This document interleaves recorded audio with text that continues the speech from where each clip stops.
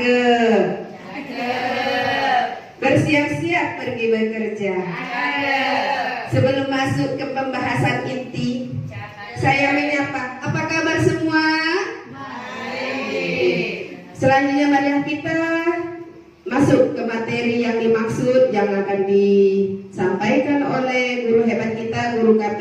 Kepada guru-guru hebat kita, waktu dan tempat dipersilahkan seluas-luasnya.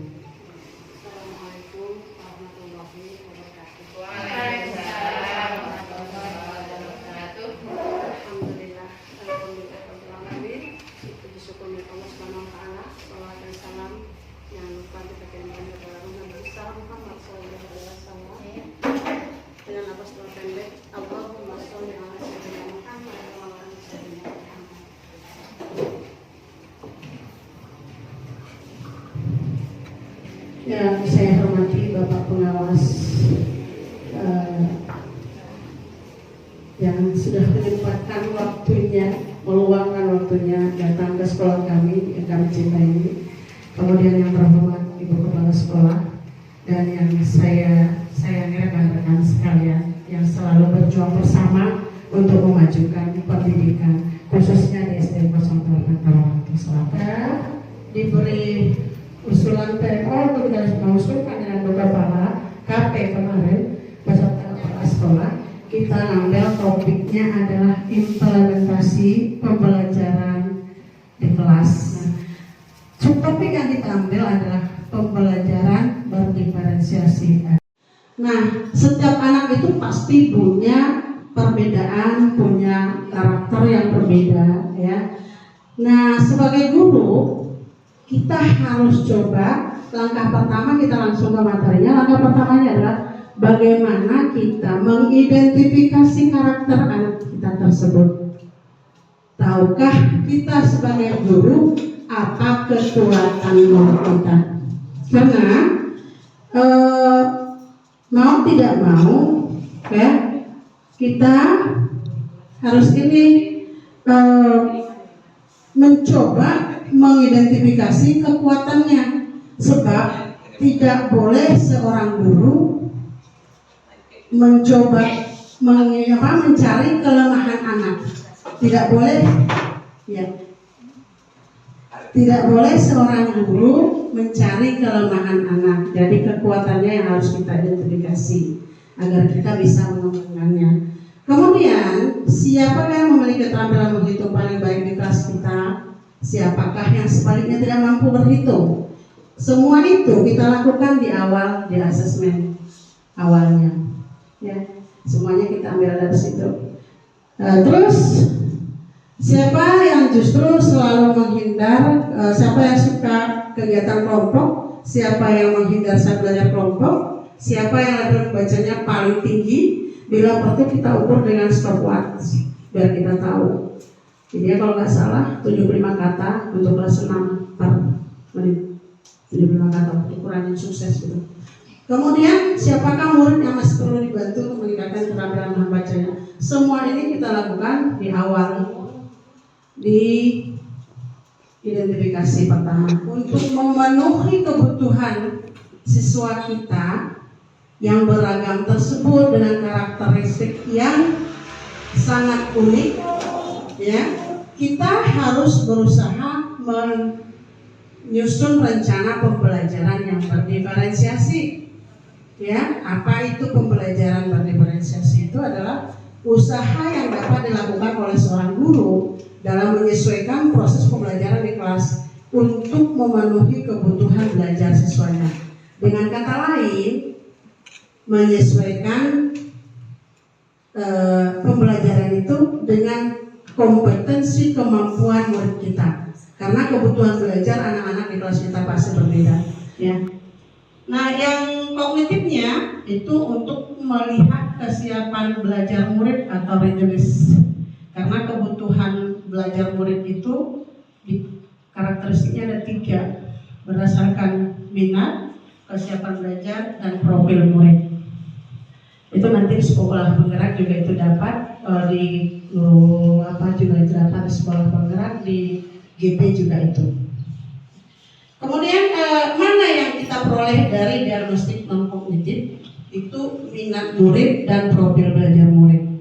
Kalau kesiapan belajar nanti itu bisa kita lakukan kan tes membaca, baca ringan, berhitung mudah, boleh tulisan, boleh tertulis, boleh observasi, boleh sambil permainan. Bisa kita identifikasi dari sini. Kesiapan belajar atau readiness adalah kapasitas untuk mempelajari materi, konsep atau keterampilan baru.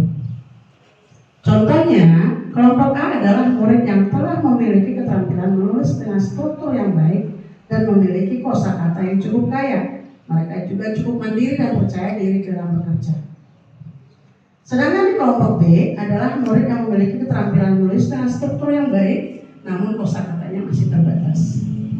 Dan kelompok C adalah murid yang belum memiliki keterampilan menulis dengan struktur yang baik dan kosakata pun terbatas. Nah, berarti dari sini dari mana kita bisa membuat namanya nanti kita bikin rubrik. Kita kasih berbagai ada pertanyaan, lisan maupun tulisan yang kita ajak anak kita untuk menjawab, kita bikin rubriknya. Apabila nanti masuk ke yang A, berarti dia itu sudah mahir, ya, ada ukuran mahir, layak dan belum layak gitu. Nah, namun itu hanya kita yang tahu, murid kita tidak perlu tahu. Dan nanti, anak ini kelompokkan di sini, yang tidak mampu di sini ya, tidak boleh sama sekali. Jadi cukup kita yang tahu. Nanti kita mau atur kelompoknya, apakah kita gabung mereka saja? Boleh. Ada kalanya memang harus mereka saja kita gabung. Namun ada kalanya kita harus gabungkan dengan yang sudah mahir agar ada tutor sebaya. Jadi tergantung kebutuhan kita saat itu. Saya yakin dan percaya itu sudah kita lakukan di kelas kita masing-masing. Namun kan sekarang kenapa harus pulang? Untuk mengingat, mengupgrade kembali, cuma itu doang. Nah, kesiapan belajar siswa itu ya seperti tadi kan ada 3 tingkatan. Untuk murid yang telah memahami konsep keliling, bila misalnya di matematika ya dapat melakukan operasi hitung dasar. Kemudian murid diminta mengerjakan soal-soal tantangan yang mengaplikasikan konsep keliling dalam kehidupan sehari-hari. Untuk murid yang telah memahami konsep keliling namun belum lancar dalam melakukan operasi hitung dasar, satu hal yang perlu kita ketahui, kemampuan hitung dasar itu belum tentu nanti semua bisa. Ada kalanya anak kelas 6 itu kemampuan hitung dasarnya baru kelas 1. Itu bukan kesalahan anak, hanya salah kita belum mampu melihat kompetensi dasarnya di awal. Kemudian sebenarnya itu, kalau kita berusaha itu sebenarnya kesalahan kita. Jadi kemudian untuk apanya? Untuk murid yang belum memahami konsep keliling, maka apa yang kita lakukan? Scaffolding, itu yang paling utama. Scaffolding itu pendampingan yang berlebih. Jadi memang untuk anak-anak yang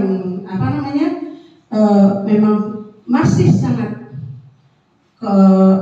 belum seperti yang kita inginkan kemampuan dasarnya, memang kita harus memberikan pendampingan yang lebih.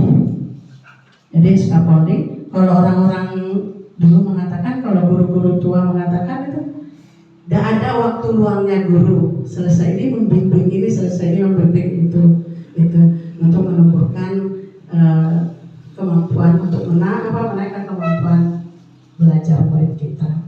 Teman-temannya akan banyak bermanfaat ketika itu kita lakukan. Jadi kita tidak perlu artinya memaksakan anak yang kemampuannya itu memang masih di dasar, belum mencapai yang kita inginkan, kita paksa sama dengan anak yang sudah. Jadi tidak ada waktu. Sebenarnya kalau bisa dikatakan guru itu di kelas itu tidak ada waktu yang lain, atau untuk nelpon, untuk main Facebook, atau misalnya untuk guling-guling dan sebagainya, atau mengobrol. Kalau dalam ruangan itu selalu ada hal-hal baru yang harus kita kerjakan untuk anak. Kemudian itu kebutuhan belajar murid. Untuk apa kita cari kebutuhan belajar itu? Yang pertama, kesiapan belajarnya. Apakah murid kita sudah siap menerima materi yang akan kita berikan? Itu makanya kita berikan diagnostik awalnya. Bisa dengan pertanyaan pemantik, bisa dengan game, bisa dengan soal, bisa dengan melakukan teka-teki dan sebagainya. Tergantung kreatifnya guru di mana. Kita guru itu adalah guru yang serba bisa, dan kita tidak akan bisa sama dengan guru yang lain. Paling tidak kita bisa mencontoh apa yang baik yang sudah dilakukan oleh guru tersebut. Kita harus tahu minat murid kita. Ada kalanya seorang anak itu sukanya itu memang olahraga, maka soal kita kaitkan ke olahraga. Misalnya si Ali menembak bola dari jarak 3 meter. Misal ini, kita bisa bahasa juga bisa kita masukkan ke hobi anak nantinya. Begitu juga dengan materi IPA dan sebagainya. Nah, namun di situ kita dituntut untuk bekerja lebih sebagai guru. Terus mengkomunikasikan nilai manfaat dari apa yang dipelajari murid. Jadi setiap kita melakukan pembelajaran, melakukan kegiatan, kita harus komunikasikan ke anak kita apa manfaatnya bagi dia. Jangan hanya saat ini, ceritakan manfaat itu sampai dia minimal 20 tahun mendatang, supaya anaknya tertarik untuk mengikuti pelajarannya. Terus menciptakan kesempatan belajar di mana murid dapat memecahkan persoalan. Ya, kita untuk anak-anak sekarang memang yang penting itu adalah problem based learning. Bagaimana caranya anak kita itu mampu mencari solusi sendiri dari masalahnya. Jadi kita hanya sebagai fasilitator.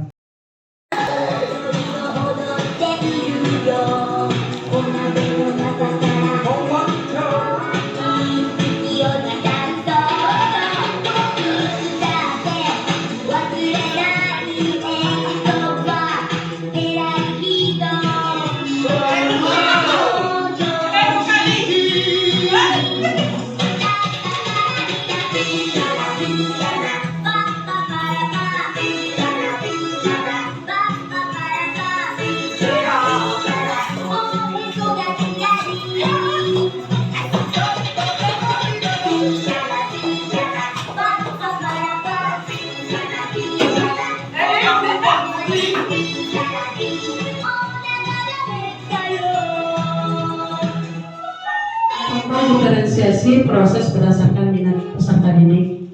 Ya, pada mata pelajaran matematika kelas 2 mengenai satuan ukur, peserta didik dapat mencoba menggunakan mistar ukur atau roll panjang atau sesuai apa saja yang minatnya. Untuk pengukur boleh jengkal, tapi kalau untuk kelas 2 jengkal itu sudah tidak dipakai. Terpenuhi di fase A kelas 1 itu boleh saja pakai jengkal di kelas 2. Artinya mana yang paling mudah buat anak kita. Kemudian peserta didik dibagi menjadi 3 kelompok sesuai dengan minatnya. Ya. Kelompok peserta didik yang menyukai alam atau natur dapat mengukur lingkar pohon, tinggi tanaman. Kemudian misalnya kalau kita lingkar sawit, lingkar pohon yang dipanjang-panjang anak, atau lingkar tempat duduk kita boleh, tergantung minatnya. Kemudian kelompok peserta didik yang menyukai seni dapat mengukur dekorasi atau hiasan yang ada di kelasnya. Misalnya kalau kita punya seperti ini, kalau di kelas 2 itu ada nanti gambar botol yang diwarnai, atau misalnya ada karena kita mau mengukur boleh gambar atau apa saja yang merupakan sesuatu yang indah yang dilihat oleh anak di kelas kita itu. Jadi kita tidak harus arahkan dia hanya mengukur meja, semua ukur meja, terserah dia. Tanya dia maunya mengukur yang mana. Kan tujuan akhirnya anak pandai mengukur. Jadi tidak harus yang kita ukur itu, tidak harus yang disuruh guru, tidak harus ukur papan tulis, tidak harus. Tujuan akhir kita adalah dia mampu mengukur apa saja yang harus dia ukur. Terutama nanti misalnya kalau untuk kehidupan sehari-hari, ketika dia beli sawah, dia mampu mengukur luasnya. Beda lagi guru-guru orang. Ketika dia mau beli beras, dia mampu mengukur berapa kilonya, sehingga tidak tiap orangnya. Dia bisa menerapkannya dalam kehidupannya. Itu makanya kita mengingatkan anak-anak, walaupun itu anak kelas 1, kelas 2, jangan hanya untuk hari itu. Kita harus singgung ingatkan dia sesekali untuk masa depannya 20 tahun mendatang. Gitu. Jauh atau tinggi lompatan yang dilakukan oleh temannya atau yang dia lakukan. Jadi artinya memang kita dituntut untuk kreatif. Kita dituntut untuk kreatif. Jangan memaksakan apa yang ada di buku pokok tema saja. Kan di buku kita buku pokok itu nanti dia bikin langkah-langkah. Jangan ikuti itu saja karena banyak jalan yang bisa kita tempuh untuk mencapai tujuan kita tadi. Seperti kalau dikiaskannya itu, kalau mau ke Rau itu tidak harus dari, kalau kita mau ke Rau itu tidak hanya harus jalan dari Simpang lurus ke Rau, bisa saja dari Jalan Patani dulu baru keluar ke Rau, atau bisa saja dari sini nanti keluar ke Simpang Rumbai. Ya, banyak jalan yang bisa tempuh. Yang penting anaknya sampai ke Rau. Bagaimanapun caranya itu ya. Terus peserta didik menjelaskan bagaimana proses mereka mengukur objek tersebut dan menjelaskan tantangan dalam mengukur objek tersebut. Contoh diferensiasi proses berdasarkan gaya belajar anak. Gaya belajar itu jadi kita yang pertama yang harus kita hitung adalah kesiapan belajar, kemudian minat, kemudian profilnya. Terus gaya belajar anak. Kalau secara garis besarnya sebenarnya banyak sekali gaya belajar anak, namun dapat dikelompokkan kepada 3, ya, yaitu audiovisual, kinestetik, dan visual. Yang audiovisual itu lebih suka menggali informasi melalui video. Dia harus melihat gambar dan mendengarkan. Ada beberapa anak itu memang seperti itu. Yang visual itu hanya melalui infografik, buku, atau peta konsep yang kita berikan. Kalau dulu kita diaturkan banyak bikin peta konsep. Sekarang banyak guru yang tak bisa bikin peta konsep. Padahal dengan peta konsep sebenarnya anak lebih mudah mempelajarinya. Terus kalau kinestetik itu adalah anak yang menggali internet lewat lingkungan sekitarnya. Dia suka bergerak. Dia anak-anak kinestetik itu tidak akan tahan duduk di bangkunya dalam 5 menit saja. 5 menit saja duduk dalam satu posisi. Makanya kalau di kelas ini, Ibu boleh nulis sini, boleh, mau tulis sini terserah. Makanya banyak kalau sedang belajar ada yang nulis sini nulis, ada yang di pojok sana, ada yang bersandar sana. Saya biarkan saja sesuai dengan kemauannya. Nanti dia capek sana pindah sini, pindah sana, pindah kalau kinestetik itu. Jadi beri dia keluangan, beri dia waktu, beri dia apa. Kalau anak yang serius itu dia nggak akan pindah-pindah sampai selesai tugasnya, dia nggak akan belajar ke tempat duduknya. Tapi buat anak-anak yang kinestetik, mereka itu jarang suka menulis sebenarnya. Mereka lebih suka kalau kita suruh, nah tolong ambil ini buat ibu. Nah ibu ini hasilnya tolong gantungkan di sana. Dia akan bahagia sekali mengerjakan tugas itu. Kalau misalnya ada tugas yang mau digantungkan, suruh dia gantungkan, suruh dia nempel. Anak-anak kinestetik itu paling suka begitu. Contoh pemetaan kebutuhan belajar berdasarkan minat tujuan pembelajaran. Tujuan pembelajarannya murid dapat membuat tulisan berbentuk prosedur. Ya, contoh minat apanya? Pemetaan kebutuhan belajar berdasarkan minatnya itu produk yang dia buat itu di olahraga ada anak yang membuat tulisan prosedur tentang bagaimana cara menggiring bola dalam permainan sepak bola. Kalau di kesenian membuat tulisan prosedur tentang bagaimana cara membuat rumah-rumahan dari stik es krim. Kalau anak yang suka sains itu membuat tulisan prosedur tentang bagian cara membuat rangkaian listrik parang dan sebagainya. Ini dalam satu jam belajar ini. Kalau misalnya anak kita suruh menulis buat tulisan, nggak usah kita tentukan harus ini begitu. Misalnya kita suruh kan tujuannya anak pandai menulis, pandai mengungkapkan sesuatu yang dia pikirkan yang berbentuk prosedural itu ke dalam bentuk tulisan. Terserah dia mau nulis apa. Yang jelas kalau dia misalnya pandainya adalah Bu, masak bubur mana, jujur masak bubur di rumah gas. Oke, biarkan saja. Dia mau bikin itu juga nggak apa-apa. Hobinya di situ kalau berdasarkan minat. Yang jelas nanti yaitu gurunya banyak kerja waktu meriksa karena tidak sama temanya. Memang harus begitu. Memang harus begitu. Dan di kelas 6 itu sering terjadi. Jadi anak itu memang tidak sama. Terserah dia mau bikin apa. Kita harus lihat tujuan pembelajarannya apa. Nah, bagaimana caranya kita saja itu nggak perlu, misalnya tidak perlu para ahli dan sebagainya, karena kita tahu lokal kita. Bagaimana cara kita ya menggiring anak kita supaya bisa menuliskan teks prosedural dari segi kesiapan belajar murid, ya. Nah, readiness-nya, tujuan pembelajarannya yang ingin kita capai adalah murid dapat menyajikan dan menyelesaikan masalah yang terkait berkaitan dengan keliling bangun datar. Kesiapan belajar ini yang setelah kita lakukan, ini dari mana kita dapat? Ini setelah kita lakukan asesmen diagnostik. Setelah kita lakukan asesmen diagnostik dari sekian anak kita, murid telah memahami konsep keliling, dapat melakukan operasi hitung perkalian dasar. Di situ ada 5 orang anak, ya. Murid telah memahami konsep keliling, namun belum lancar dalam melakukan operasi hitung perkalian dasar. Itu juga ada 5 orang anak. Kemudian murid belum memahami konsep keliling. Ini ada 5 orang anak. Nah, proses apa yang kita lakukan untuk anak-anak kita ini? Ada proses yang berbeda. Ini dia, di sini dia kita katakan diferensiasi proses. Itu diferensiasi itu ada 3, konten, proses, dan produk. Kalau yang konten itu materinya, prosesnya kegiatan belajarnya, produknya itu hasil belajarnya. Tuh. Jadi untuk anak yang sudah memahami itu, dia murid diminta mengerjakan soal-soal tantangan yang mengaplikasikan konsep keliling dalam kehidupan sehari-hari. Murid akan diminta untuk bekerja secara mandiri dan saling memeriksa pekerjaan masing-masing.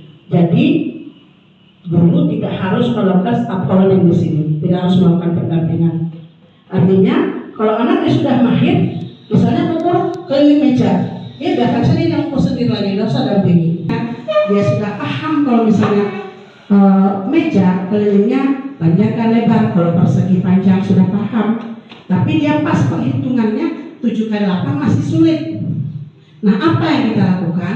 Murid menggunakan bantuan benda-benda konkret untuk menghitung keliling. Kalau kita dulu bawa gidi sepanjang 100 atau batu kecil, atau kalau kelas 1, kalau saya dulu itu di Bismintayang bawa apa namanya borobudur diusahakan mejanya bersih. Jadi pas untuk apa nanti penghitungan pengurangan langsung dimakan, tangan anak juga bersih, lebih bermakna belajarnya.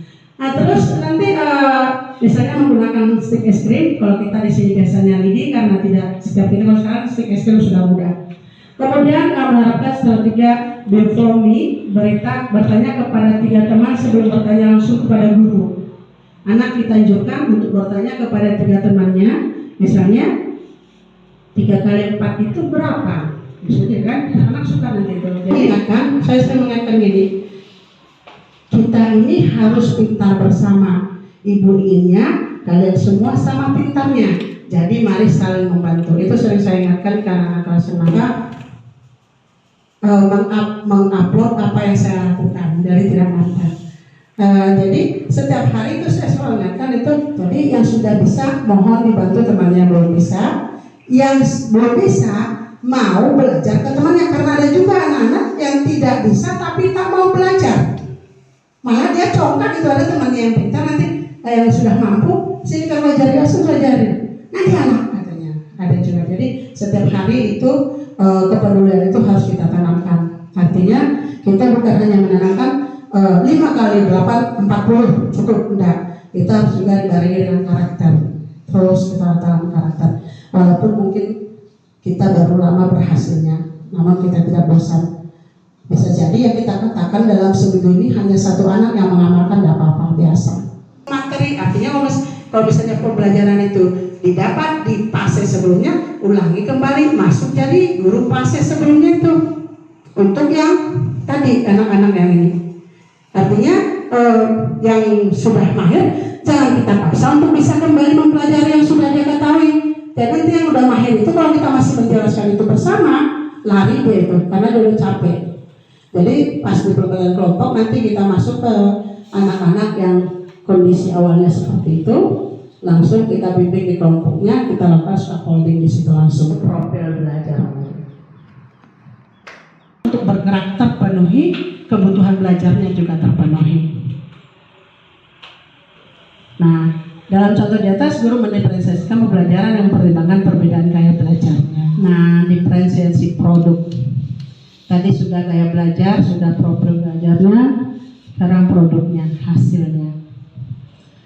Produk adalah hasil pekerjaan atau unjuk kerja yang harus ditunjukkan kepada guru. Harus ditunjukkan. Diferensiasi kepada produk berupa variasi hasil dari tugas pembelajaran atau variasi untuk penilaian hasil belajar peserta didik. Tugas dan penilaian untuk masing-masing peserta didik dibuat beragam, artinya penilaiannya tidak sama. Terus, namun masih tetap mengacu pada tujuan pembelajaran yang dibuat. Artinya kita membuat bisa digambar, boleh. Misalnya dia bikin apa yang tahu anak, misalnya kalau biasa bikin tape, dia bikin gambar ubi yang masih berkulit, ubi yang sudah dikupas, gambar orang-orang di ubi yang sudah diperang, nggak apa-apa. Hasilnya juga sama. Anak yang nulis nanti kan bercerita, ubi yang dibeli ibu sekilo di pasar, saya kupas, kemudian saya rebus, lalu dititipkan dan berbentuk cerita. Anak tadi cukup dari gambar, sama, boleh, nggak apa-apa. Nggak harus berbentuk tulisan dia, boleh. Kalau misalnya sama dengan tugas SPDP, ya, membuat gerak dasar tari, melangkah ke depan, ke belakang, ke samping langkah dasar tari misal, ya. Nah, seorang anak bilang, ibu, nggak usah langkah dasarnya, saya nggak bisa nari loh bu, katanya. Nah, kalau langkah bisa, melompat bisa, kalau bisa saja bisa tunjukkan lompatan 2 langkah ke depan. Dia melompat seperti olahraga, nggak apa-apa. Namun secara perlahan, coba kita ajak perlembut lompatannya. Nanti dia langkah lari, jalur tari jadinya. Jadi jangan langsung kita kata, nangis semuanya, pantai. Walaupun dia melompat masih berbentuk olahraga, kan gerakan olahraga karena dia nggak suka lembut, biarkan saja dulu. Untuk anak-anak kelas 3 sampai kelas 6 dan apa, nanti baru ajak. Coba sekarang melompatnya dengan lembut. Kalau tadinya melompat itu, coba melompatnya lembut. Lama-lama nanti akan menjadi gerakan menari melangkah ke depan. Terlihat tidaknya diferensiasinya itu apakah di produk, di proses, apakah di profil belajarnya belum terlihat jelas. Mudah-mudahan setelah melihat surat ini kembali bisa kita terapkan di kelas kita sehingga kita menjadi guru yang betul-betul mampu menjadi guru pembelajar. Terima kasih. Salah dan jagal mohon dimaafkan. Seperti biasa, yang berdiri itu tidak lebih pandai dari yang duduk. Wabillahi taufiq wal hidayah. Wassalamualaikum warahmatullahi wabarakatuh. Seekor ayam diberi pakan. Di sampingnya burung cendrawasih. Banyak sudah yang diberikan. Mari kita ucapkan terima kasih. Terima kasih Kak. Nasi goreng rasanya gurih. Dimsum enak makan dengannya. Mengucapkan terima kasih atas kedatangan dan perhatiannya.